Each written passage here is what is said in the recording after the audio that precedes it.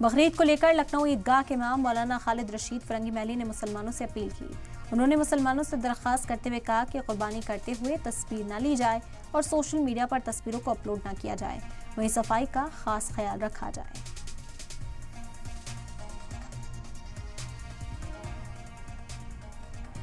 पूरे मुल्क में 17 जून को ईद उल अजहा बकरीद का त्यौहार मनाया जाएगा। हालांकि आवाम से किस तरह की अपील रहेगी ईद उल अजहा को लेकर, हमारे साथ ईदगाह के इमाम मौलाना खालिद रशीद फरंगी महली साहब मौजूद हैं। 17 जून को जो त्यौहार मनाया जाएगा बकरीद का, इसको लेकर आवाम से क्या अपील है कि कुर्बानी का जानवर है, सोशल मीडिया फोटो जो पड़ती तमाम तरह की अपील रहेगी, क्या अपील करते हैं? जैसा कि आप लोग जानते हैं कि इस साल इंशाअल्लाह ईद उल अजहा का त्यौहार 17 जून 2024 को पूरे मुल्क में मनाया जाएगा और 17 ही जून को ईदगाह लखनऊ में सवेरे 10 बजे नमाज होगी और दूसरी जगहों पर भी नमाज का अहतमाम किया जाएगा। और उसी के साथ साथ 17, 18 और 19 जून को लोग कुर्बानी करेंगे।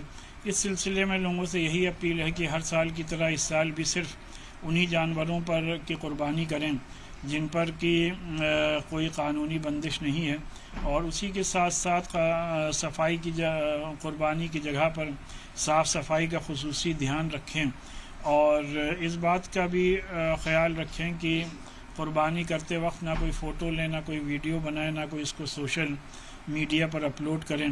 और कुर्बानी के जानवर का जो वेस्ट है उसको जो नगर निगम की तरफ से अरेंजमेंट किए जाते हैं वहीं पर डिस्पोज ऑफ करें, पब्लिक प्लेस पे ना फेंकें।